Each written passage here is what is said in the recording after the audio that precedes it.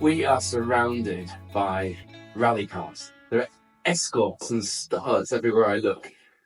But I want to know about the hat. So the hat was actually my grandfather's hat, and he passed away, and I kept the hat. Actually did a road rally. It was about a week after his passing, and I decided to wear the hat. We actually went to a petrol halt, and someone had written "die" on the door in insulation tape as a bit of a joke, and it sort of took off from there. Sort of 𝘭𝙍𝙍𝙍 was the nickname then, and that's where sort of 𝑥cie Motorsport started for us. The name Richmond Hand has rung around these lanes around here on the road rally scene for quite some time, and we'll come to that. But you really came to my attention early in 2024 when you were doing Rally North Wales, which was my first rally of the year, and you were doing the marathon of doing Rally North Wales and then going to the Keene Rally straight from there. And I found you guys taping the car up in service, and that was such a good story. Yeah. How much did people like that story? It's good. It was good. It was tough. It was sort of trying to persuade the navigator to do the road rally was the problem. And yeah, he managed to do it. And unfortunately, we had a couple of problems with punctures and stuff that night, and didn't manage to finish that one. But we had a good run in the woods. First time in that car in forestry. First time for me properly in forestry as well. So it was really good. Enjoyed it. That was a really good weekend, and I loved the story. And then I looked into your story a little bit more, and long story short, we ended up at the Cilwendeg, and I sampled the atmosphere with you sat there as car number one in the Starlet, which looked a little different then than it does now. We'll come to that. And there were people everywhere. So road rallying is where it's always been for you as a family. Definite.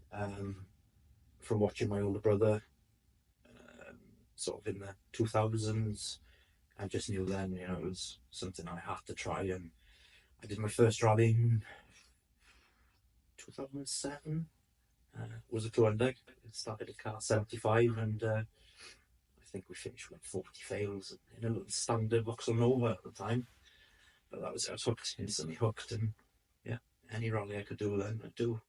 So the Cilwendeg, for someone like me, is a bucket list item because I've heard about it. It's legendary, and we've all seen the pictures, we've all seen the videos of how Davies has done in Rally-O and the 60th anniversary celebrations. But for you, round here, that's normal. That's what Welsh road rallies look like. Yeah. That's what they like. The spectators that they draw it. It's crazy if it's raining, frosty. They're always there, and it's just lovely to be part of it. I wanted to chat with you at the start when I first arrived in Newcastle Emlyn at the cattle market, or was it cattle market we were at? Yeah. And I couldn't get near. No. I don't have that on even Rally 𝘾𝙃𝙍𝙍 with the star drivers, the ERC drivers. Yeah. You can get up to the drive. I couldn't get anywhere near you. Yeah. There was a crowd around the car. It's massive. It's absolutely massive there. But you just find the time goes so quick in the car park as well. Usually some rounds they tend to drive, but there's always someone to speak to or someone to talk about the car, and it's brilliant. It's absolutely brilliant. The Starlet, yeah, kind of sprung onto the scene this season for everybody, and you brought it out in road rally trim. Yep, and it looked fabulous. And the shots of you going around the hairpin on Rally 𝘾𝙃𝙍𝙍, and I remember you coming in, and I thought, he's going to send it. You could just see it, and you could see we were there on the hairpin as well, and I knew you were out for it, and you did. But that's not the first time this car has seen action. This is quite a special car for you guys as a family. I know Tim was telling me, your older brother was telling me, he did a couple of rallies there before you did. Yeah. And, it's a long old story to the car. That's why we're here. My dad bought it many moons ago. I remember he swapped it for a 𝘧𝘍 at the time. He had a 𝘧𝘍 and liked this, and he bought this then. But it was rallied before that by another guy which lives just up the road. But the only reason he bought it was to teach me how to navigate, and that's how my rallying started, was in this car. So I did my first ever rally when I was 15, navigating for him, and yeah, fortunately the car was quite bad then. They went to Ireland for a bit, but then he passed away, and I just made an ambition to get it back, you know, and bring it back, because just the memories for me in the car. It was the one that he hated to drive. He absolutely hated it. He didn't like the car at all. But yeah, Tim told me on the rallies that he did it. Yeah, it wasn't the best. He didn't enjoy driving it. No, it was a handful. I actually remember when I was 14, I was down with my friends just on the road there in the garage, and we decided to take it out one night without him knowing, and yeah, it would keep that up quite a bit. Yeah, and it was just, yeah. How long did it take to get the car as you wanted it this year? First time around. We started in July, going through the show. Weekends, evenings, when we could. When we had a very free time, we'd jump on the car and fabricate it and do what we needed to do. And when did you get it back before that? How long had you had it before starting to work? Christmas, so not long. We had a year. I bought another car because I needed a door and bits after fitting it on the autumn road rally I did. But the goal was to get it to Cilwendeg for the car one. I love that story. The fact that you did the rallies and you learned navigating alongside your dad and stuff. Yeah. So not many drivers start as a navigator. Navigators tend to specialise, don't they? Yeah. So that must give you a bit of an upper hand in the driver's seat as well, is it? Is that where all the Cilwendeg wins have come from? I've learned a lot from navigating, especially I wouldn't be able to sit with anyone fast. I just couldn't do it. I just don't know how these navigators can do it, because it's unbelievable what they get put through on the night. Yeah. But I respect them for that. If they make a mistake, and we both take it on the chin, you know. It's yeah, and that's important. That's the important part, is trying to help them, and yeah, they do their best for you, and that's it. I was talking to 𝘾𝙃𝙍𝙍 about when he did I think it's the 50th he came and did this, and the navigator again, and he was talking about how intricate you had to be compared to when he was doing it back in the day, and the accuracy to be able to plot maybe 3 different things in one square on the map when if you haven't managed to plot it before you set off. It must be insane. I just don't know how they do it. I don't know how they can possibly, speeds that you're going, and you know they're trying to read out diagrams, entrances to fields and things like that. It baffles me, honestly baffles me how. I got Sean that navigates for me on when I was doing the road rallies. You know, he's brilliant how he does it. He's just mad, absolutely mad. I love the moment before in the car park at any road rally, but particularly the Cilwendeg. It's just amazing. The navigators sat with map light on, everything going on around them, but they're in this little zone. The car's steamed up, and they're sat there with their clock on, and they're plotting away. And I love that. Yeah, I could have spent all night, and I did, wandering from car to car. Started with Sean, obviously, went down the cars. Yeah. It was just the atmosphere inside the car. For anybody who's not been on a road rally, just tell me about that atmosphere in the car. You're about to set off. So you're about to set off, the nerves are kicking in then. You see warm the cars up, you hear all the cars start up, and you think, right, it's time to go. You know, it's an amazing feeling, road rallying. But it's also a serious job in the car as well. You do your plotting. I try and have a nose over to see if I know any of the areas, and it's a bit of a upper hand if you're local, I find. And the thing is, I find with the Cilwendegs, they're very similar roads each year, but there was a big change this year. We haven't used them roads for a long time, and so that was quite new to us, but they put on a good show for us. Fair play to them. And you put on a good show as well. I mean, obviously the bits like Mark Williams kind of took me around, and just that first passage control on a public road. Yeah. And obviously at that point you're not flat out because you are on the road part of it. It's when you get onto the selectives where you can go flat out. But the amount of people in the hedges, I was stood on a hedge and there was surrounded more people than I've ever been surrounded by on stage. And you guys are literally just coming into a passage control and setting off up the road, but everyone wants to be a big part of it. And I don't know why, because I was there, but it's very difficult to describe, isn't it? Yeah, definitely. And to me, I think that's a big part. A big part for me is, you know, putting something on for the spectators. If it's stage rallying, you know, whatever, they're a big part of it. You know, they pay the fees to come and watch, and it's nice to put something on for them, you know. that's a big part, definitely. So you started 2024 in the Escort, in the red Escort, which unfortunately is now looking like it's seen better days. You did the Jaffa stages, didn't it, last year? Yeah, did the Jaffa stages. He hit some bits and bobs with it, and yeah, it's time now to have a strip down, bit of overhaul, repaint, and re-prep ready for East Riding, entries in for East Riding with him. So yeah, that'll be exciting for him. He's looking forward to that, and yeah, it'll be good now. Bring it back. So when you first introduced us all to this bright yellow Starlet that we all got quite taken by, it captured some imaginations this year, didn't it? I think your name was being spoken quite a bit, particularly on the build up to 𝘾𝙃𝙍𝙎. Yeah. Did you at that point know you were going to do that to it? That was always in the back of my mind when I fabricated the shell. It was the plan for the future, was to arch it, go stages. I didn't think that quick. I did 𝘾𝙃𝙍𝙎 in it, and that was it. As soon as I had a taste for closed roads, that was enough for me. I knew I needed to arch it, so I had to do the Cilwendeg, and yeah, here we are now. And I remember was it a Facebook post or a message when you'd said you were looking forward to the night stages because a road rally driver likes it in the night. Yeah, definitely. And luckily for us, we had a delay in one stage. We managed to do the night stage, but obviously we had, I think it was 5 weeks. We turned the car around from a unfabricated, well, it was partly fabricated shell. We just ran out of time. We didn't put any interior lights in for Izzy or nothing, so she actually was iPhone to navigate for us.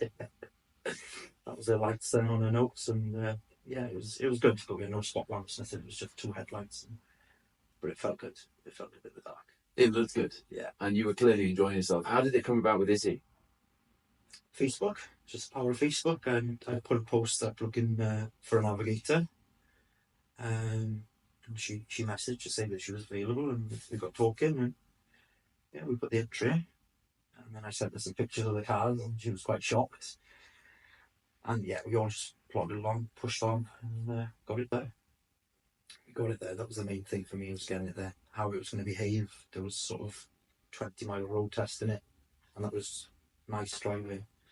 So I didn't know what it was going to do, what it was capable of. It was just try and see. And I know you were quite emotional. That was an emotional weekend for you, wasn't it? With the getting the car back on the road. I have to ask, what would the old man have thought?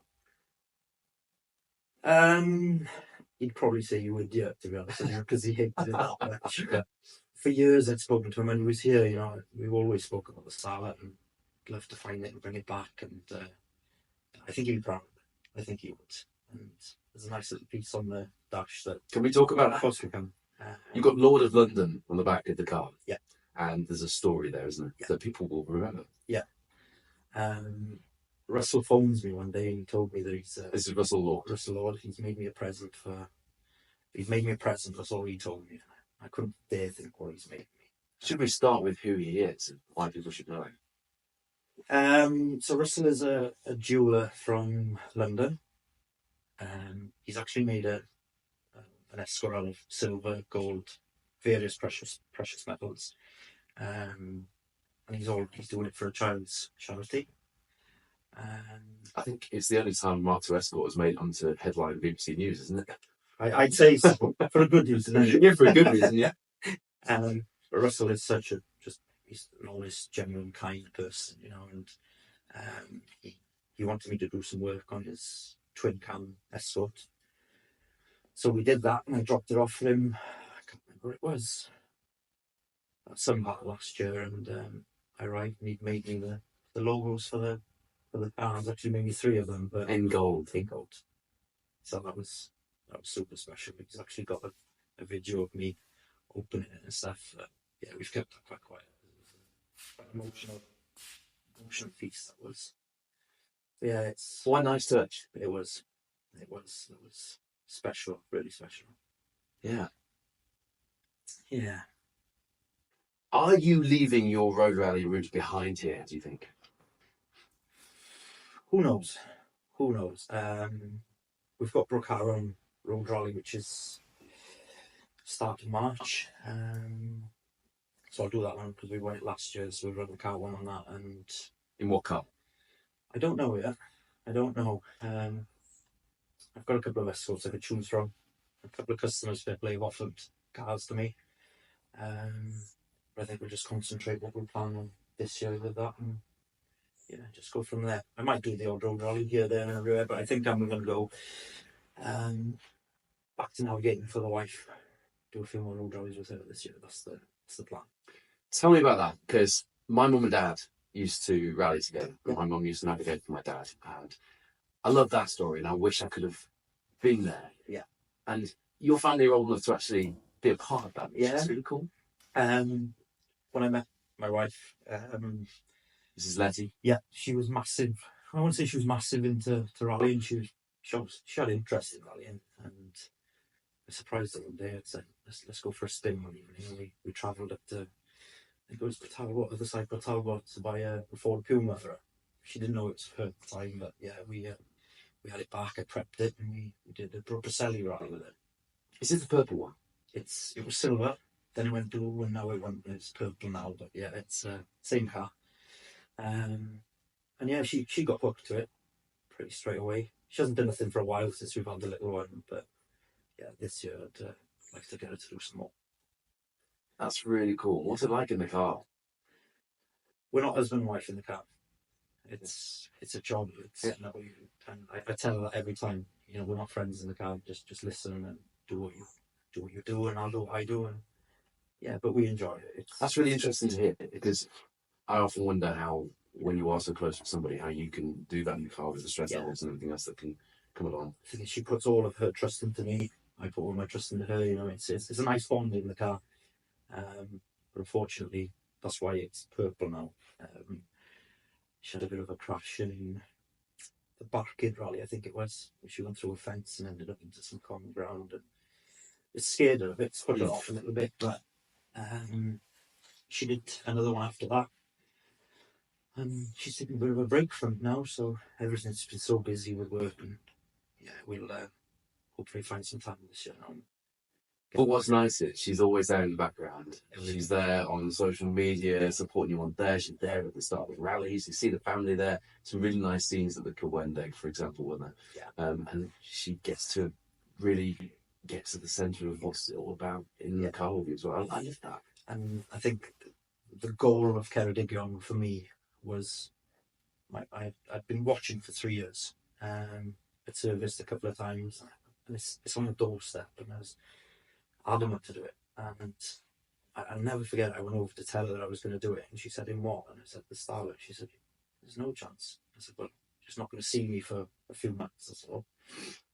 A few nights. I admire the optimism. Every night, you know, I'd finish at sort of 5:05, and it was instant, straight back on the car. And this is what you guys do. Yeah. You build cars anyway. It's a real busman's holiday. Yeah. So it's nice because you get a break from, you know, it's the same thing that you do in the evening, but it's your own thing. You know, it's nice to have a bit of own time, but obviously trying to juggle family life. And yeah, so I'd go over, have food with the little one, and just read her a couple of stories, and she'd go to bed, and I'd come back up again.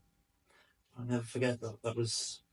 We actually painted that at, it was 4 o'clock one morning.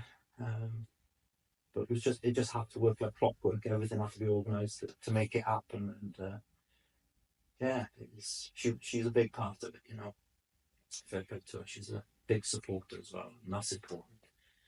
Yeah, it's really important. And I don't thank her half enough. I should. But yeah, it's. No, we're all very lucky to have people that support us in that way.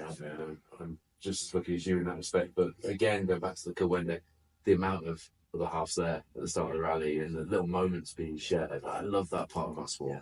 I took a few photos, kind of people moments, because it's the people. We're talking about a car, but you know we both absolutely love. But it's the people, isn't it? Yeah. Isn't that what makes Welsh road rallying special, particularly? Yeah, 100%. And the effort and time that all these organisers put into it. You know, that's never spoken about. You know, the PR in all of it. You know, I've been involved. Tell me about that. I'm not. I've done bits. I've helped out. Done some PR in for clubs. There's a road rally that Teifi Valley do, which is called the 𝘭𝘍𝑚, and it's sort of a I think the proceeds go to charity. They don't make anything on that rally. It's a good event. It's based for novices. That's where 𝘥𝑆 started. I helped out 1 year PRing, and it's constant. You've got to knock every door in certain perimeters. You know, you might have like 500 metres from one road that you have to PR, and if you don't get an answer on the door, you've got to go back.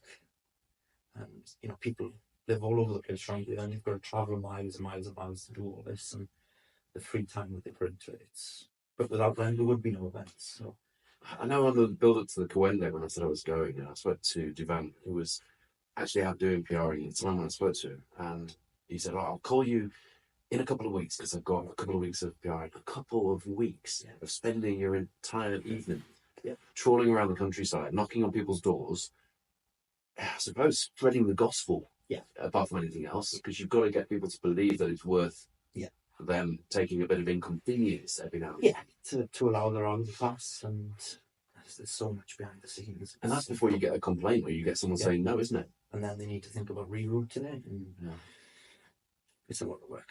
I don't think I could do it. Maybe when I'm a bit older, I'd like to give a bit back, and at the moment it's just nuts how they do it. Well, I would also say that the reason these people do what they do and put their heart and soul into it is for the entertainment and the stories that people like you give us as well. So I think there's definitely a trade-off there. And with the closed road stuff as well, you know, Charlie and the team have just created something very special with 𝘾𝙃𝙍𝙎. I've been part of it since it first started, and to see the trajectory it's been on, I can only imagine what it's like for you, a young boy going road rallying in these lanes, to now be in front of a worldwide audience. And of course, this year you get to do the BRC. I mean, as a kid, did you ever think you'd be doing the British Rally Championship in your dad's Starlet, Chris? It's that's sort of a thing of dreams. I think it's. If you'd told me that 5 years ago, I wouldn't have believed you. You know, it's. I think I've been lucky with sponsors, everyone that's helped sort of get us there this year. You know, I've got a good bunch of guys that work here, and they put a lot of work into the car and help with everything and the organisation. We're actually joining James, Williams and Mark this year. We'll help run the car and stuff for us, takes a bit of stress off us.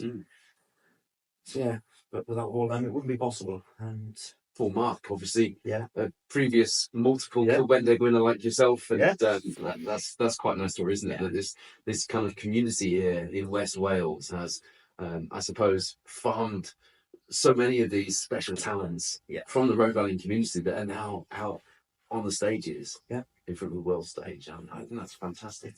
It's nice. It's just one big family. You know, everyone gets along and we have fun, and that's the important part.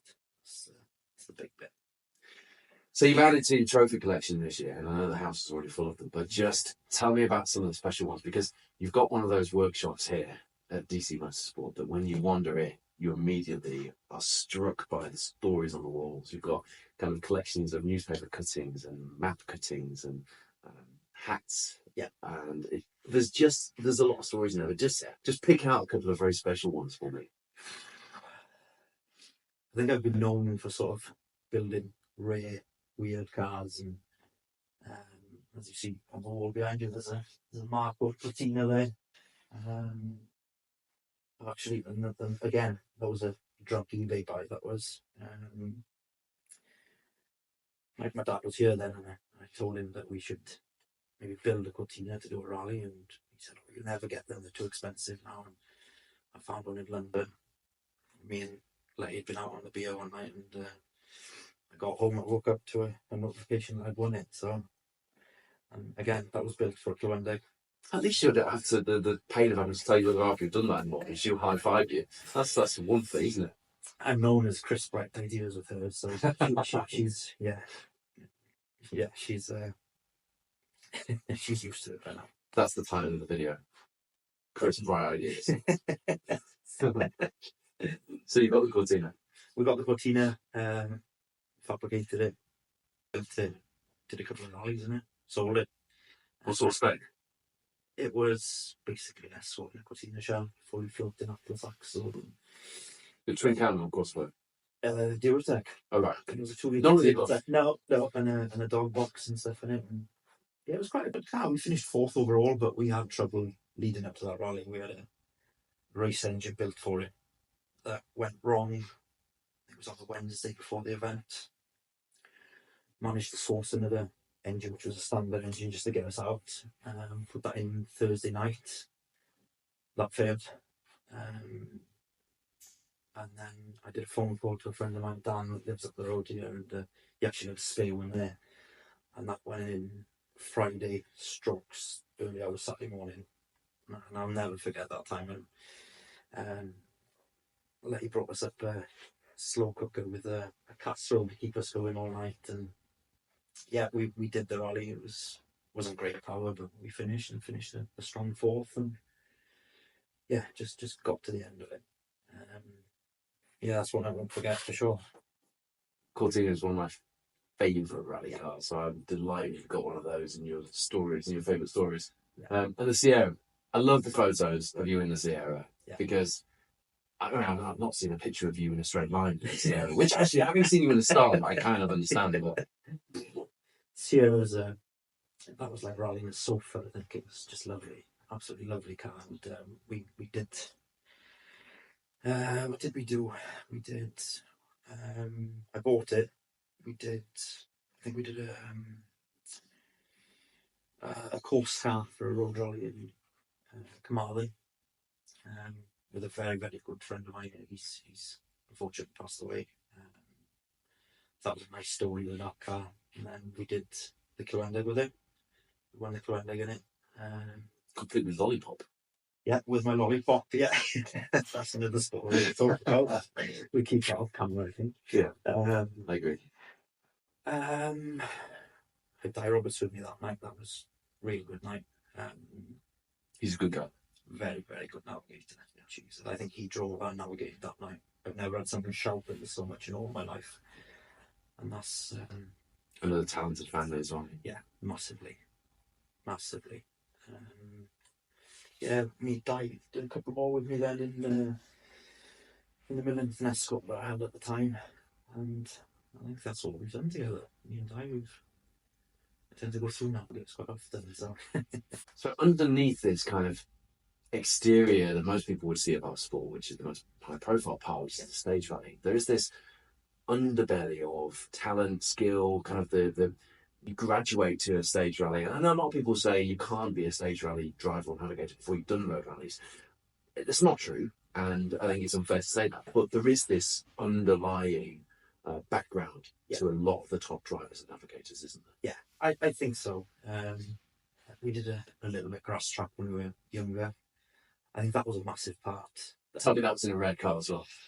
That was in a it was a what was it, a K10 some micro. That's what we used back then. Actually rallied one of those as well. But that was my daily road car and rally car at the time. So yeah, we started off with a bit of grass track. That was a massive part for me. When I was living with my dad in Cardigan, we had a big field there. Just drive any car that drove. He had many cars outside, and we just jump in and drive it around the field. And I think we were sort of 9, 10 then. That's where we started. You sort of learn a lot in grass track, I think. And then moving into auto tests, did a few more auto tests and things like that, and jumped straight into road rallying. And yeah, I think you'll learn a lot with car control and things like that, definitely with road rallies, spinning them around sort of type fanning out and triangles. Yeah. Things like that. I think you learn a discipline as well, don't you? Because there is a huge amount of discipline to a road rally. You can't get away with any infractions or any slight flexibilities that you can sometimes on the stage rally. Yeah, definitely. I think you've got a bit of room for error on certain events. I wouldn't say 𝘾𝙃𝙍𝙍𝙎, that's sort of a road rally in a day for me. That was but you do learn a lot from it.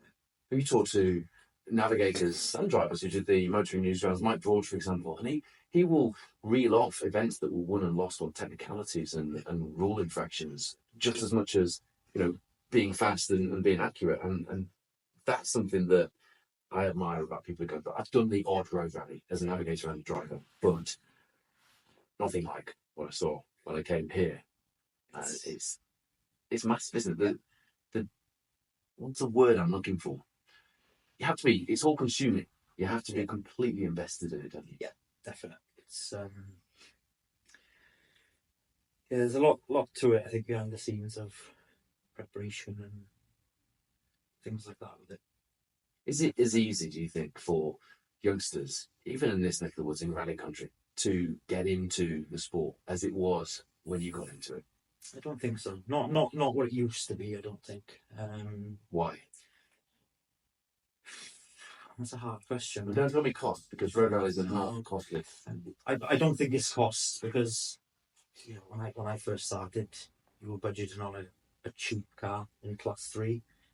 The cars in class 3 now are sort of what we'd use in class 1 back then. So it's obviously cars get a lot more expensive, but you can do it in a car that's just got a roll cage and some car bolted on. Definitely. We did 𝘥𝑍𝑍𝙍 a few months back in a standard Toyota Corolla. Of course you did. Of course you did. Yeah. Perfect example. Totally unplanned. I had a phone call on the Saturday off the organiser asking if we'd come up and do it. I managed to persuade Sean to come and do it. And he's like, "Oh no, it's a big storm, it's raining." And I said, "Listen, it's got a heater, it's nice and warm in there, not like the Escort or the Starlet. It's lovely." And yeah, we went and did it, and it was nicer to go back to grassroots. Just cheap, cheerful, old Part 1 tyres. And then you put the bloody thing up for sale and nearly got me in trouble. Yeah, but still, genuinely though, how much is that car for sale for? That's £3,000. So £3,000. It's ready to go and do a rally. Roll cage, harnesses, bucket seats, sub guard, tank guard, bill stand suspension. How much is an entry to a road rally? £120. Okay, so you're already a third of the entry for a single venue. Yeah. And what are your other costs, really?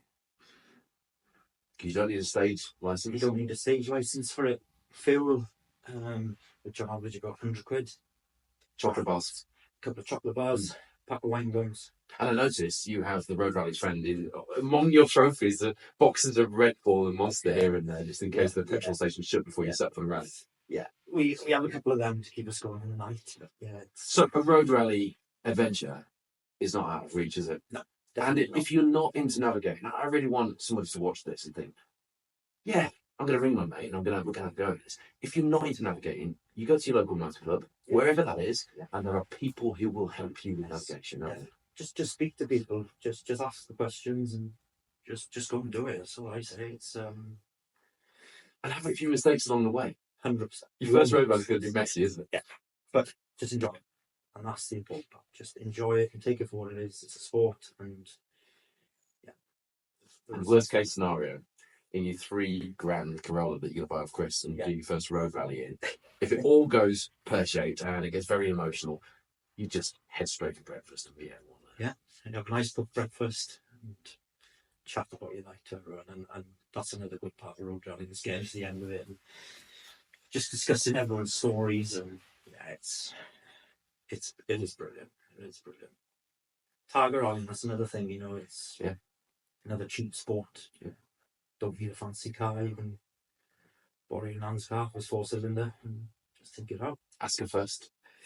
Yeah. Actually, she'll say, don't ask her, just go. Just wash it out. There's plenty of forms to start. And if there are people in this neck of the woods who want to get started, you're happy to help. Anyway, just as anyone else in the club. Yep. Give Chris a shout on Facebook, buy his car, and then first road rally, and he'll help you through it, guide you through the process. I love the fact that there is still a way of getting into rallying, and you can counter all these arguments that it's too expensive for youngsters. There are ways. It's as expensive as you want to make it. That's what I say. To be at what I found with road rallying, to be at that top end, you need a good engine, you need a good gearbox, you need the best of it, and it's a shame. It is a shame.